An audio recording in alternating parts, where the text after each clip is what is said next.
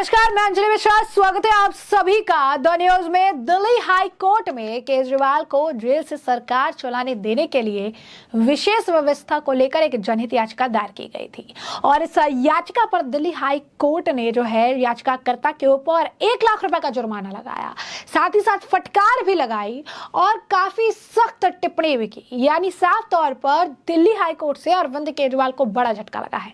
आम आदमी पार्टी शुरुआत से नैरेटिव सेट करने का प्रयास कर रही है कि दिल्ली की जो केजरीवाल सरकार है, जो केजरीवाल जेल में बंद है, वो सरकार जेल से ही चलाएगी और यही कारण है कि अब तक अरविंद केजरीवाल ने इस्तीफा भी नहीं दिया है। लेकिन दिल्ली हाई कोर्ट को यह बात बिल्कुल पसंद नहीं आई। उन्होंने जो याचिकाकर्ता जो याचिका लेकर आए थे उसकी याचिका भी खारिज की, 1 लाख रुपए का जुर्माना भी लगाया और सख्त टिप्पणी भी की। क्या है पूरा माजरा, आइए विस्तार से जान लेते हैं। सबसे पहले शुरुआत करते हैं क्या कुछ इस मामले में हुआ है। तो दिल्ली हाई कोर्ट में केजरीवाल को जेल से सरकार चलाने देने के लिए विशेष व्यवस्था की एक जनहित याचिका दायर की गई। इतना ही नहीं, इस याचिका में दिल्ली में राष्ट्रपति शासन से संबंधित खबरों पर रोक लगाने की भी मांग की गई थी। कोर्ट ने न सिर्फ पीआईएल को खारिज कर दिया बल्कि इसे दायर करने वाले याचिकाकर्ता पर 1 लाख रुपए का जुर्माना भी ठोक दिया। श्रीकांत प्रसाद नाम के एक वकील ने जनहित याचिका दायर की थी और इसमें कहा गया था कि सीएम अरविंद केजरीवाल को कैबिनेट जो मंत्री हैं, मंत्रियों से बातचीत करके मंत्रियों के साथ जुड़ने के लिए वीडियो कॉन्फ्रेंसिंग का इंतजाम कर दिया जाए। इसने मीडिया घरानों को सीएम से संभावित इस्तीफे और दिल्ली में राष्ट्रपति शासन लगाए जाने के बारे में खबरें देने से रोकने की भी मांग की गई थी। दिल्ली हाई कोर्ट के एक्टिंग चीफ जस्टिस मनमोहन की अध्यक्षता वाली बेंच ने याचिकाकर्ता पर 1 लाख रुपए का जुर्माना लगाया। उन्हें इन पैसों को एम्स के खाते में जमा करने के लिए कहा गया। कोर्ट ने कहा कि वह ना तो मीडिया को अपनी खबरें देने से रोक सकता है, ना ही राजनीतिक विरोधियों को केजरीवाल के इस्तीफे की मांग करने वाले बयान देने से रोक सकता है। जस्टिस मनमोहन की अध्यक्षता वाली बेंच ने याचिकाकर्ता की आलोचना करते हुए कहा कि हम क्या कर सकते हैं, आपातकाल लागू करें, सेंसरशिप या मार्शल लॉ लागू करें, हम प्रेस पर प्रतिबंध लगाने का आदेश कैसे पारित कर सकते हैं। कथित शराब घोटाले में अरेस्ट किए गए केजरीवाल जेल से ही सरकार चलाने पर अड़े हैं। आम आदमी पार्टी का कहना है कि उसके मुखिया मुख्यमंत्री के पद से इस्तीफा नहीं देंगे और जेल से ही सरकार चलाते रहेंगे। इससे पहले भी दिल्ली हाई कोर्ट में ऐसी याचिका दायर की जा चुकी है कि तिहाड़ जेल में बंद अरविंद केजरीवाल को मुख्यमंत्री के पद से हटा दिया जाए, लेकिन कोर्ट ने यह कहकर याचिका को खारिज कर दिया था कि इसका फैसला खुद मुख्यमंत्री अरविंद केजरीवाल को करना है या उपराज्यपाल और राष्ट्रपति को करना है। कोर्ट इस मामले में दखल अंदाजी नहीं कर सकता है। हाईकोर्ट ने कहा कि वह मीडिया को अपने विचार प्रसारित करने से नहीं रोकेंगे या मुख्यमंत्री अरविंद केजरीवाल के राजनीतिक प्रतिद्वंदियों को उनके खिलाफ विरोध करने से नहीं रोक सकते हैं। याचिकाकर्ता को फटकार लगाते हुए कोर्ट ने कहा कि हम क्या करें, क्या हम आपातकाल या मार्शल कानून लागू करें।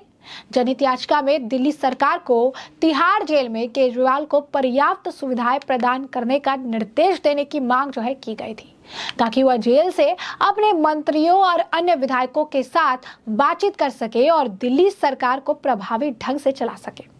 आपको बता दें कि सुप्रीम कोर्ट ने भी मंगलवार को कहा था कि वह नहीं चाहता कि दिल्ली के मुख्यमंत्री अरविंद केजरीवाल को कथित आबकारी नीति घोटाले से जुड़े धन संशोधन मामले में अंतरिम जमानत पर रिहा किए जाने पर वो अपने आधिकारिक कर्तव्यों का निर्वहन करे, क्योंकि इससे हितों का टकराव होगा।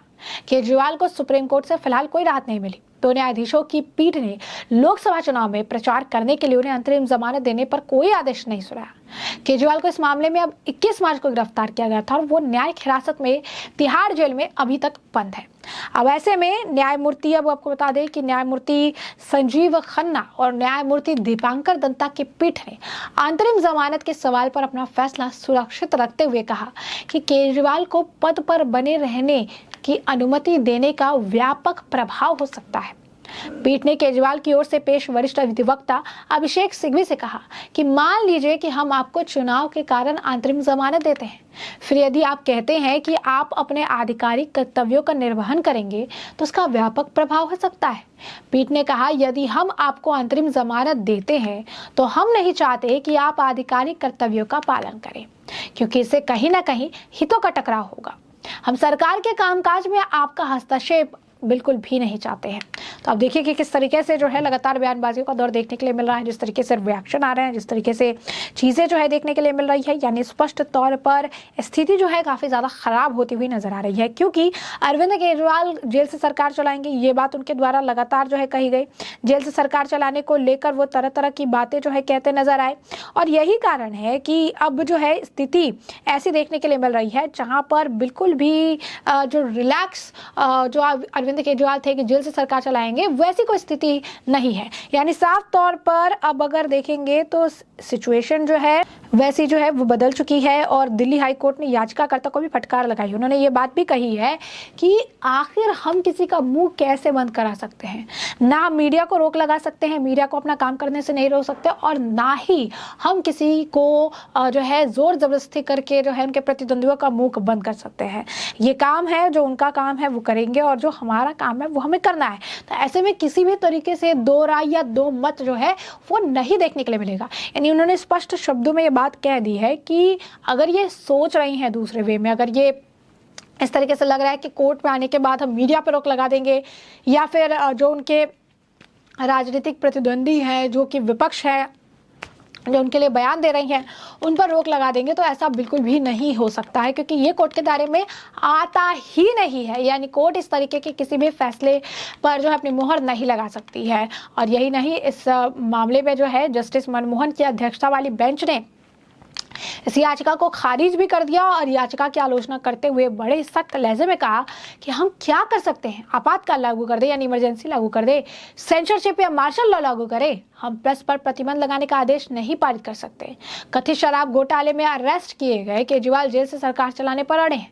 अब ऐसे में आम आदमी पार्टी का कहना है कि उनके मुखिया मुख्यमंत्री के पद से इस्तीफा नहीं देंगे और जेल से ही सरकार चलाते रहेंगे। और ये बात कई बार जो है कई सारे नेता कह चुके हैं, चाहे संजय सिंह हो, सौरभ भारद्वाज हो, या आतिशी मारलेना हो, सभी ने यही बात कही है कि चाहे जो भी हो जाए, अरविंद केजरीवाल अपने पद से इस्तीफा नहीं देंगे, वो जेल से ही सरकार चलाएंगे। इसी बीच सुनीता केजरीवाल को भी मुख्यमंत्री बनाने की तैयारी जोर शोर से चल रही है। उन्हें भी राजनीतिक गलियारों में लॉन्च कर दिया गया है। वो भी जो है अब रैलियों का हिस्सा बनती है, इंडी गठबंधन की रैलियों में भाषण देती है, वहां पर लोग उनसे मुलाकात करते हैं। और ये भी कहा जा रहा है कि अरविंद केजरीवाल के बाद अगर उनकी सीट का उत्तराधिकारी कोई होगा तो उनकी खुद की पत्नी जो है सुनीता केजरीवाल होंगी। और यही कारण है कि अभी पूरा टाइम जो है उन्हें दिया जा रहा है ताकि वो उस पूरे क्षेत्र को समझे, पूरी चीजों को जो है देख के समझ कर आगे बढ़े। तो इस तरीके की स्थिति जो है वो देखने के लिए मिल रही है, जहां पर ये पूरा तरीके से अगर आप कहेंगे कि देख लेने वाली बात है कि स्थिति जो है कैसी मोड़ लेगी, कैसा टर्न जो है ट्विस्ट ऑफ टर्न जो है वो आने वाला सिचुएशन लेने वाला है। क्योंकि अरविंद केजरीवाल को सुप्रीम कोर्ट से भी राहत नहीं मिली, सुप्रीम कोर्ट में भी कई सारी टिप्पणियां की गई थी, क्योंकि जेल से सरकार चलाने को लेकर आम आदमी पार्टी लगातार अड़ी हुई है। आम जनता ऐसा कुछ चाहती नहीं है, और कई बार विपक्ष के नेता जो है बीजेपी और बाकी नेता भी इस मामले को लेकर उन पर निशाना साध चुके हैं और कह चुके हैं कि अरविंद केजरीवाल को अपने पद से इस्तीफा दे देना चाहिए, क्योंकि वो जेल में काफी लंबे समय तक बंद है और एक बड़े घोटाले में उनका नाम आया है। तो ऐसे में नैतिकता के आधार पर जो अरविंद केजरीवाल कल बड़ी बड़ी बातें करते थे, नैतिकता के आधार पर उन्हें अपने पद से इस्तीफा दे देना चाहिए। लेकिन अब जेल से सरकार चलाने को लेकर याचिका भी डाली जा रही है। ऐसे में हाईकोर्ट ने इस याचिका को खारिज भी कर दिया है, याचिकाकर्ता को फटकार लगाई है, साथ ही साथ 1 लाख रुपए का जुर्माना लगाया है और इन पैसों को एम्स के खाते में जमा करने की बात भी कही है। तो ऐसे में अब इस मामले पर आपकी भी जो राय हो हमें कमेंट सेक्शन में कमेंट करके जरूर से जरूर साझा करिएगा। धन्यवाद।